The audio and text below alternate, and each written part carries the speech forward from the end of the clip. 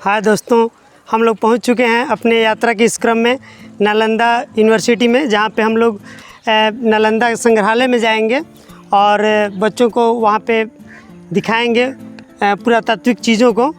तो आइए चलें हम लोग नालंदा संग्रहालय की ओर।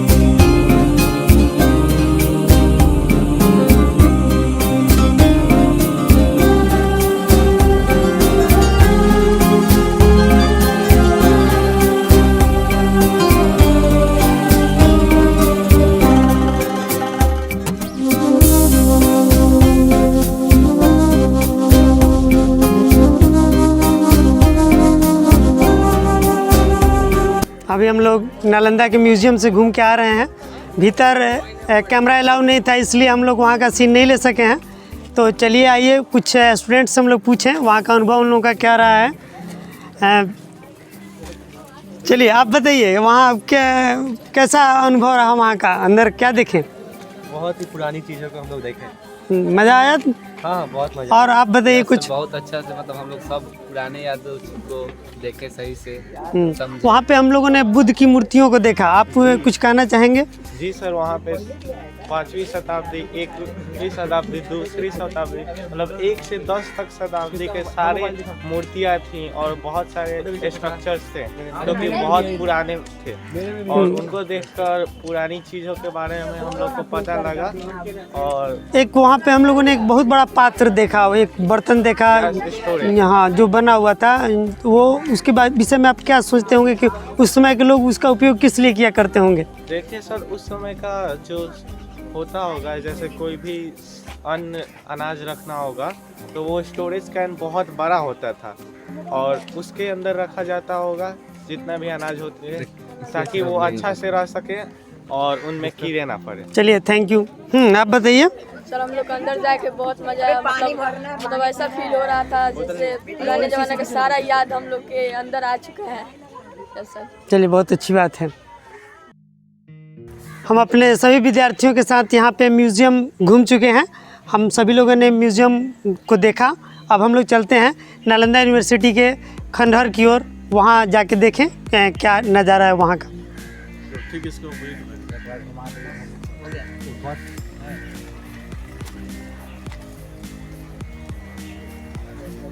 हेलो। हाँ।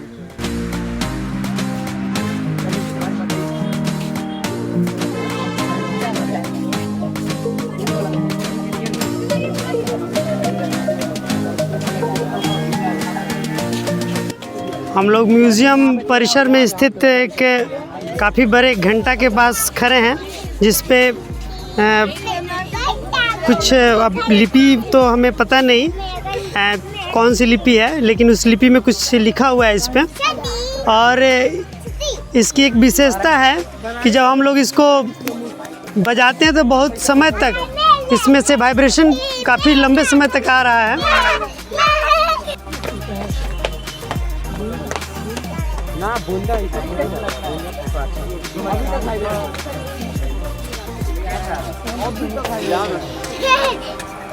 काम करो ना।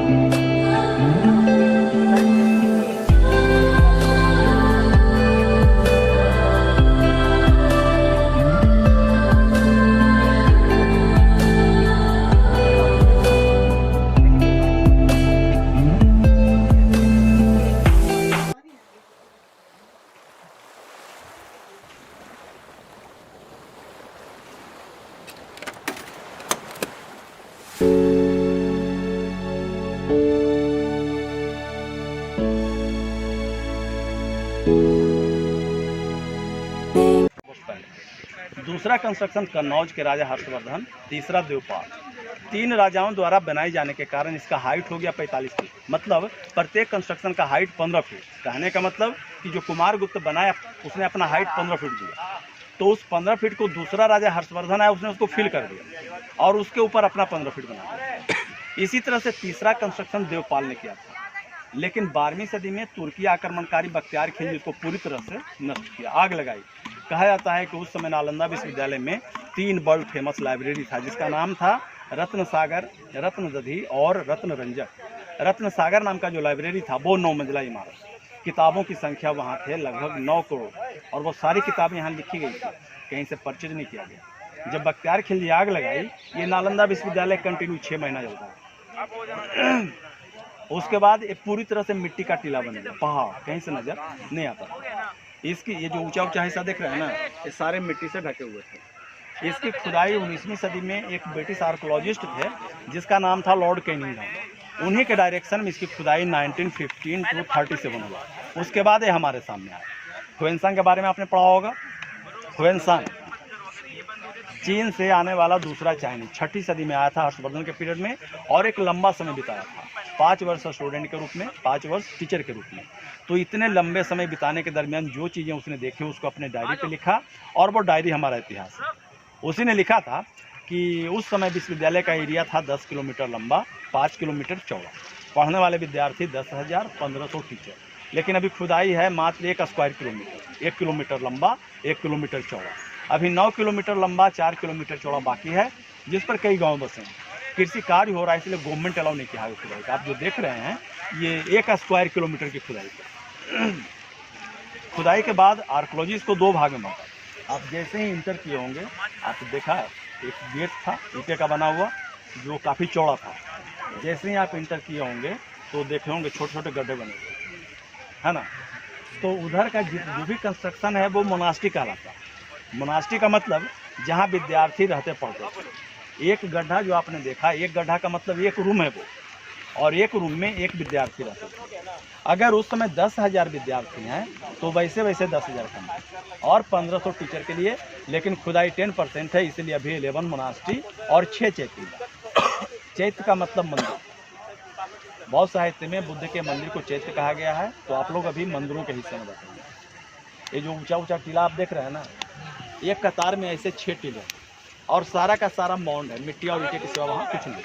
जो मिला वहाँ से खुदाई में, जैसे ब्रेकेज स्टोन में, ब्रोंज में जले हुए चावल का एविडेंस, मिट्टी के बड़े बड़े घड़े हैं, सील सीलिंग टेराकोटा, तो ये सारी चीज़ें म्यूजियम में रखी है। इसके अपोजिट नालंदा म्यूजियम, विश्वविद्यालय का सबसे मेन पार्ट आपका ये ऊँचा वाला हिस्सा।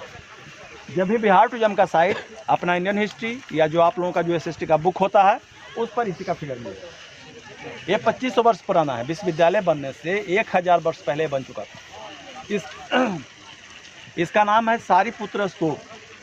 बुद्ध के सबसे प्रिय शिष्य का नाम था सारिपुत्र। उनका जन्म और मृत्यु यहीं हुई थी। मृत्यु के बाद जब उनका अग्नि संस्कार बौद्धिक परंपरा से, और जो राख बचा अस्थि, उस अस्थि को इस कंस्ट्रक्शन के बीच में रख के इसके ऊपर मिट्टी का स्तूप बना दिया। 3rd सेंचुरी BC में मगध के राजा सम्राट अशोक हुए थे। सम्राट अशोक के बारे में पढ़ा होगा आपने। उन्होंने अपने जीवन की एक अंतिम लड़ाई लड़ी थी। क्या नाम था? काफ़ी फेमिलियर नाम, कलिंगा।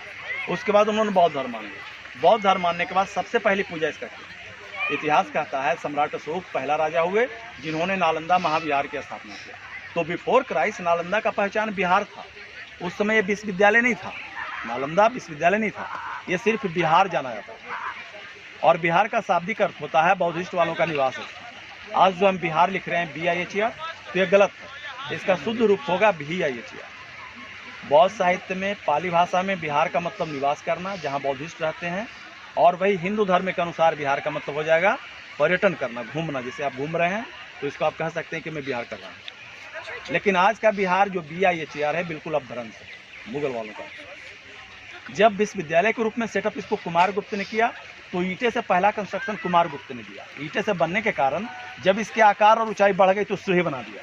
नीचे का जो पहला सीढ़ी आप देख रहे हैं कुमारगुप्त का, दूसरा सीढ़ी हर्षवर्धन, तीसरा देवपाल। 3 सीढ़ी देख लिया ना, 3 राजाओं का एविडेंस। लेकिन इतिहास कहता है कि इस स्तूप का कंस्ट्रक्शन 7 टाइम्स 7 राजाओं ने किया। तो जो 4 कंस्ट्रक्शन BC का है, मतलब मिट्टी के, वो उसके अंदर दबा पड़ा है, पूरी तरह से सॉलिड है, कहीं पे होल और गैप नहीं है। लेकिन आज बौद्ध धर्म वालों का सबसे पवित्र जगह समझिए, उनके लिए ये काशी जो हो गया, उनके लिए तीर्थ स्थल। वो आएंगे, इसी जगह बैठेंगे, पूजा करेंगे, ध्यान लगाएंगे। एक ज़माना था अलाउड था, लोग ऊपर नीचे आते जाते थे, लेकिन अब डैमेज हो रहा है, इसलिए इसको प्रिजर्व किया जा रहा है, रेस्ट्रिक्टेड है।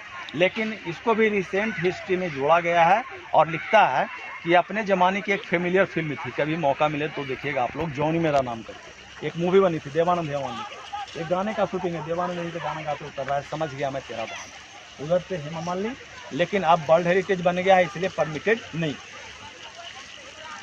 इस्टेब्लिशमेंट के आधार पर जानिए, दुनिया का पहला यूनिवर्सिटी जो भारत में सेटअप हुआ उसका नाम था तक्षशिला यूनिवर्सिटी। जब भारत बटा वो चला गया पाकिस्तान में, ये दूसरा, तीसरा विक्रमशिला भागलपुर। लेकिन एरिया और रेसिडेंशियल यूनिवर्सिटी की जब बात आएगी तो दुनिया का सबसे पहला और सबसे बड़ा ये है। यहाँ का कॉमन लैंग्वेज संस्कृत। आप याद रखिएगा, बौद्ध धर्म का जो मेन लैंग्वेज होता है वो पाली होता है, लेकिन बुद्ध के मृत्यु के बाद बौद्ध धर्म कई भागों में बटा है, जिससे हीनयान, महायान। तो नालंदा यूनिवर्सिटी महायान वालों का सेंटर था।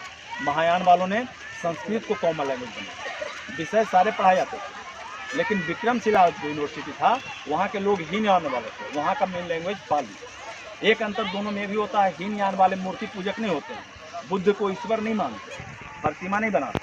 लेकिन महायान वाले पुनर्जन्म में भी, और वो प्रतिमा भी बनाने लगे, बुद्ध की मूर्ति भी बनाने जाने लगे। तो आप यहाँ बहुत सारे ऐसे ऐसे प्लेटफॉर्म देखिएगा जहाँ पे बुद्ध की मूर्ति होते थे, जिसके आगे स्टूडेंट बैठकर प्रेयर करते थे, मेडिटेशन करते थे। दूसरी बातें, जो गेट से आप आ रहे हैं वो ओरिजिनल गेट नहीं है, क्योंकि पूरी खुदाई हुआ नहीं, इसलिए ओरिजिनल गेट कहाँ दबा पड़ा है किसी को पता नहीं। लेकिन इतिहास बतलाता है कि उस समय ये विश्वविद्यालय के चारों दिशाओं में एक एक गेट, यानी 4 गेट, और प्रत्येक गेट पर एक एक द्वार पंडित होते थे, जैसे आज सिक्योरिटी गार्ड होता है।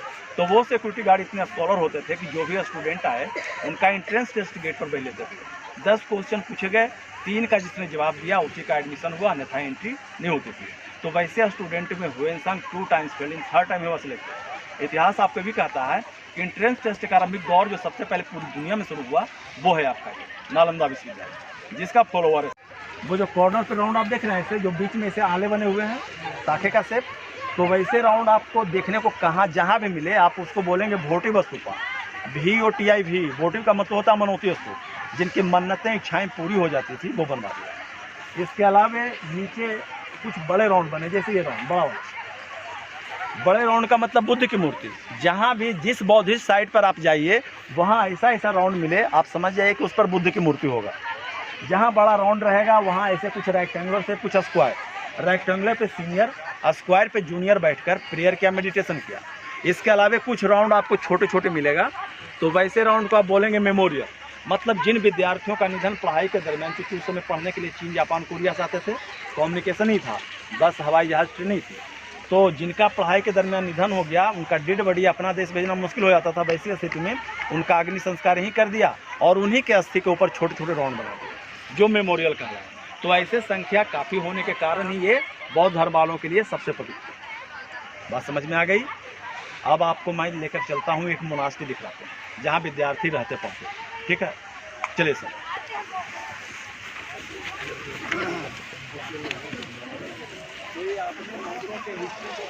खुदाई में जो मिला है ये आपको दिखाइए।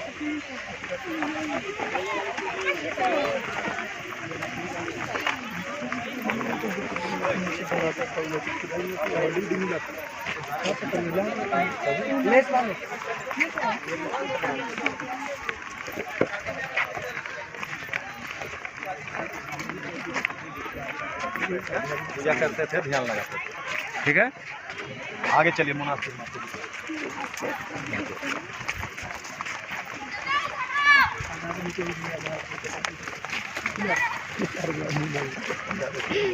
उन लोग से पूछा जाएगा, नहीं बताएगा सब तो बस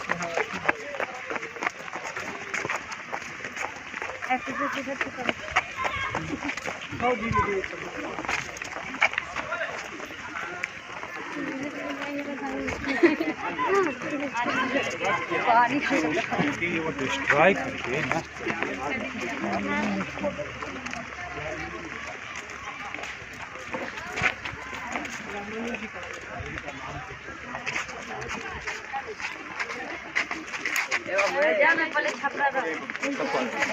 थोड़ा रूम चाहिए।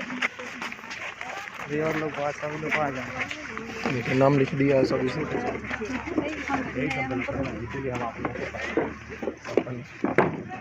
ये भाई कमजोर है अर्जे सर। अच्छा इतने कमजोर है।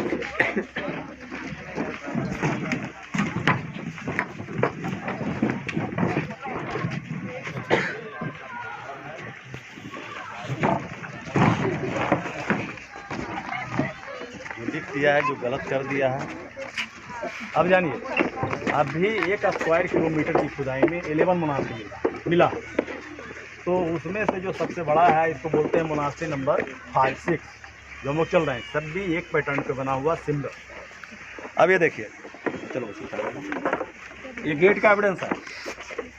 ये जो टूटे पत्थर बने रखे हुए हैं ना, समझो कि ये सारा पिलर है, यानी इसके ऊपर छत भी होता था। स्टूडेंट जैसे ही इस एरिया में आए, ये दोनों तरफ जो बड़े बड़े आले बना है, इस पे बुद्ध की मूर्ति होती है। सबसे पहले विसिया यानी बुद्धम शरणम गच्छामि का उच्चारण करते हुए लोग अपने अपने क्लास और हॉस्टल में जाते थे। मैंने आपको बतलाया था कि इसको 3 राजाओं ने बनाया था। तीनों राजाओं को आपको स्पष्ट दिखलाया है आर्कोलॉजी। देखिए यहाँ, जैसे ये जो डॉन आपको दिखाया जा रहा है, ये डॉन का मतलब हो गया पहला राजा कुमारगुप्त, जिसने सबसे पहले 1600 वर्ष पहले जो बनाया था। इसका हाइट था 15 फीट। आर्कोलॉजी आपको 5 फीट दिखला रहा है निकाल कर, यानी ग्राउंड लेवल वहाँ से 10 फीट और नीचे हो गया। ठीक है, हम लोग हर्षवर्धन के पीरियड में, दूसरा राजा हर्षवर्धन पहले वाले को ढक दिया, और जो हम लोग खड़े हैं जहाँ पे, यहाँ से 15 फीट चलेगा और ऊंचाई। अब इस 15 फीट को तीसरे राजा देवपाल ने ढका था। तो वो जो दीवार का टॉप है ना, वहाँ से एक और चलेगा 15। जब बख्तियार खिलजी का आक्रमण हुआ था, ऊपर का हिस्सा था, इसलिए वो पूरी तरह से डैमेज है, नष्ट है। तो हम कह सकते हैं कि पहले वाले के छत पे आप चल रहे हो, जिसको दूसरे ने, यानी एक तरह से हम लोग हर्षवर्धन के पीरियड में घूम रहे हैं। इधर आइए।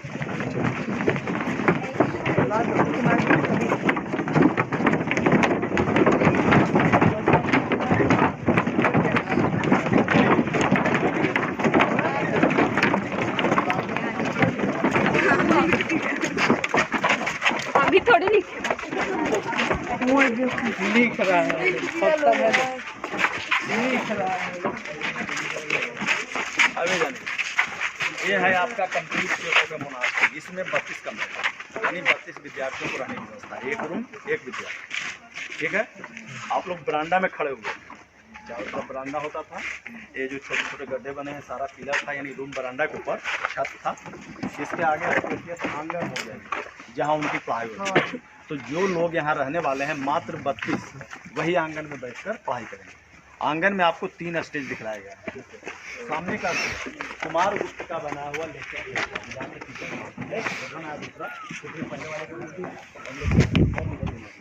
इसको देवपाल ने ढका और लेक्चर स्टेज इधर कर दिया। तो तीनों राजाओं का एविडेंस आपको यहाँ क्लियर है। कॉर्नर में कुआं पानी के, जितने मुनासिब उतने।